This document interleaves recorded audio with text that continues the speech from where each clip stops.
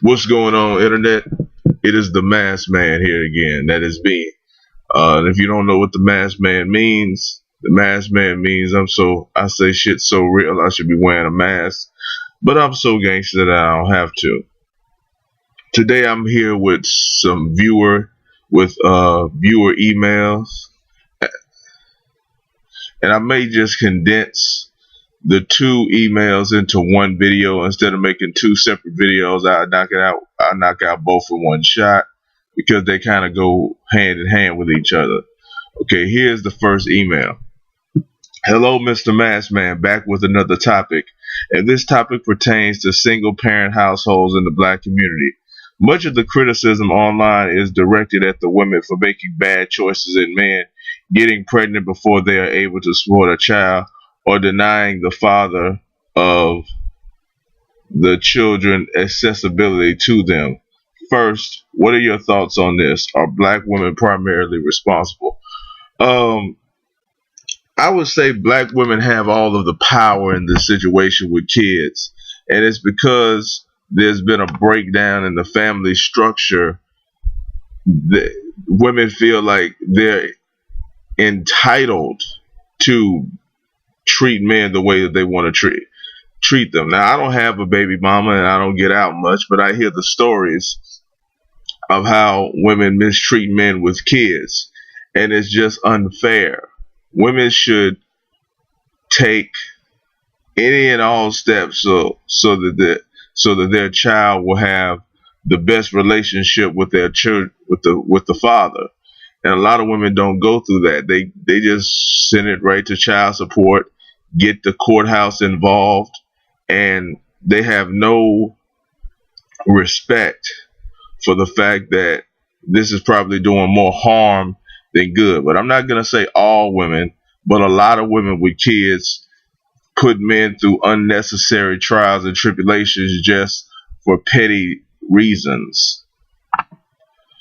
Back to the email. Now, the main question, which is what? Now to the main question, which is what responsibility does a community hold in the governance of the way its members live?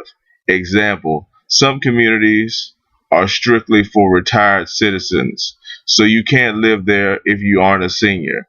This prevents college parties from disrupting folks in their 70s and 80s. Right now, all the woman has to do is get pregnant to receive benefits, housing, and etc. But she has no requirement to ensure the children have a father figure in their life.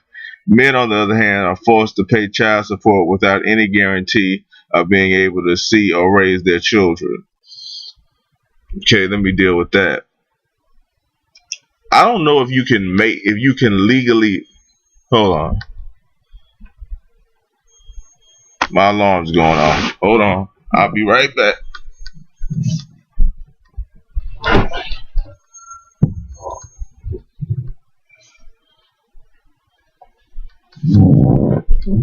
All right, I'm back. I don't know if you can legally make a community where you have to have a family to you have to have a two-parent household to be able to move in. Now, that would certainly get rid of some problems about the black family if only black families with man, woman, and children could live there. But I just don't know if something like that is legally feasible, especially with all the gay couples, in the United States.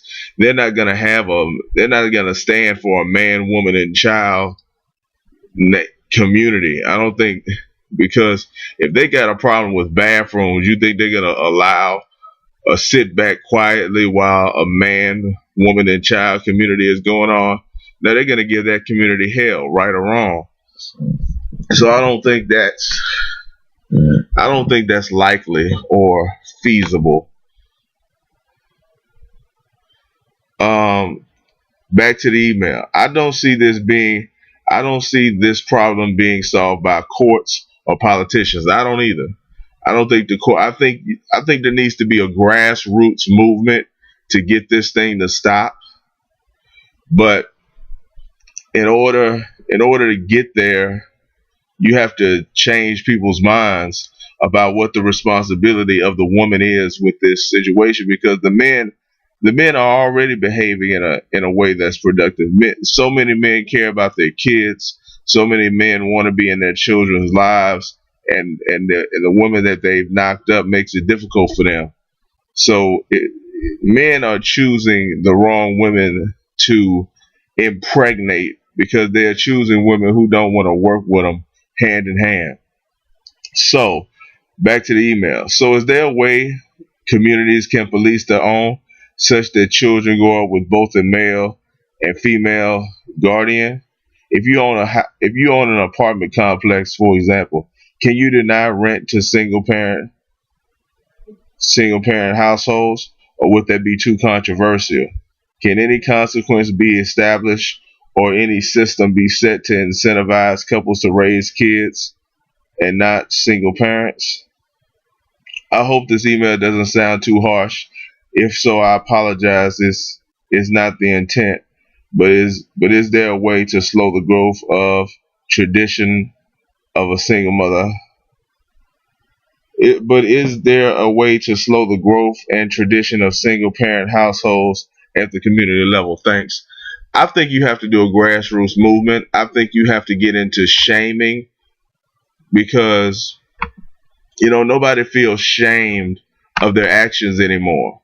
Nobody feels ashamed of being a single parent. So people just walk around with their head up, with their head held high, and they get no reprimand from society. They're not expected to get their shit together.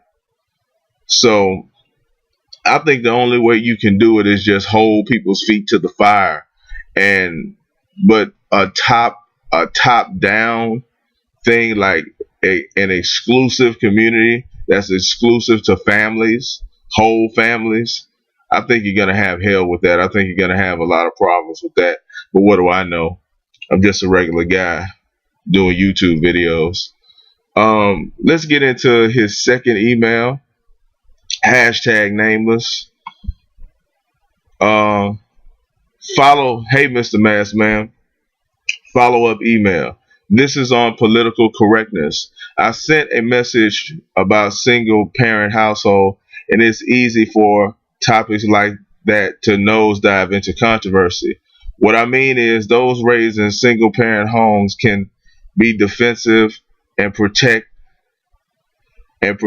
of their upbringing, as they should, and might hear messages about single parent homes as abrasive, and single mothers doing the best they can with their kids can also be offended. I want to emphasize that my last message was about slowing trends and traditions, not attacking, harming, or violating the rights of single parents and their children. So, for those of us who are not politicians, who see problems and desire to express ourselves, what are your thoughts on political correctness? Do we place too much value on this? Are we oversensitive these days? Yes and yes. We got this thing where the truth shouldn't be spoken out loud.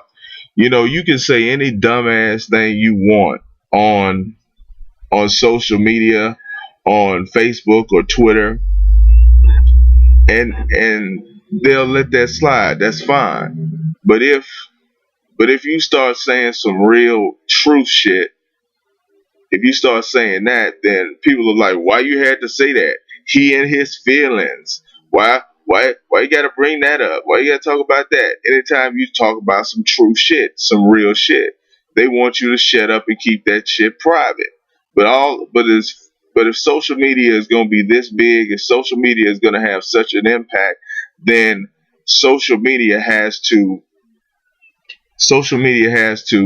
evolve to where we can talk about real shit, and we can start talking in a way that gets rid of this bad behavior and that shames this bad behavior.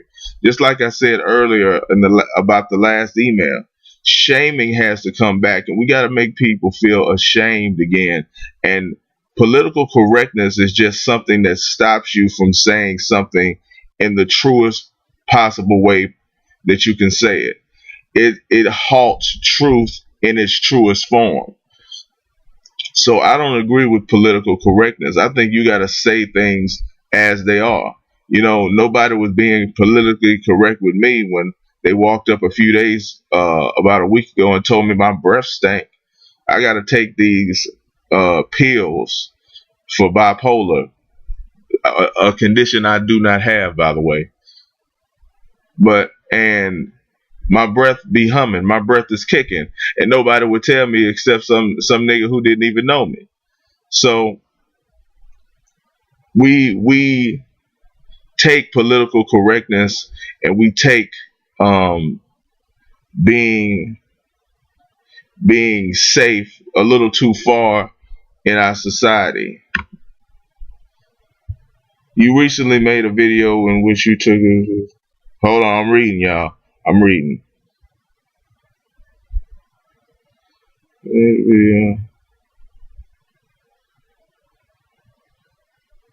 So what are your thoughts? Should we walk on eggshells when we talk to avoid offending others? Hell no, we shouldn't walk on eggshells. We got to tell it like it is, and we got to say it like we mean it. Is it a matter of maturity on the part of yeah? I think if you're listening to somebody and they're talking to you and they're kicking some real shit to you, you got to be mature enough to understand the difference between, constructive criticism and hate. And you got to deal with it. If somebody flames your ass up, you got to let them flame you. Should we not offer opinions unless they are complimentary, etc.? Thanks. Hashtag nameless. Well, no, I think being politically correct is what's harming society. Is why we're getting transgender bathrooms, because nobody wants to say, look, I think that for the transgender bathrooms, you should just go in whatever restroom that you look like. If you look like a woman, just go into the women's bathroom. If you look like a man, go into the men's. Because I don't want to. Because, like I said, RuPaul does not consider himself transgender. He's just a gay man who likes to dress up in drag. I don't want to see RuPaul in the men's room with me with a full damn drag going on. But that's normal. But his ass should be in the females' room because of how he looks, because of how he's presenting himself. So anyway, that's been both emails. I'm sorry that I did it. I apologize to hashtag nameless for being so late. I usually knock them out as fast as I can, but I've been tired lately. I apologize to you. Leave comments. Let me know what you think. Rate the video, like it, dislike it. Subscribe to my channel to keep up with the videos that I'm producing. And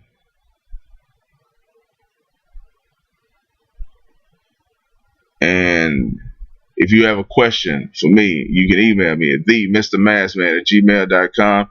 You can follow me on Twitter or find me on Facebook at TheMrMaskman. That is all I have to say about those subjects. So I will see you in the next video.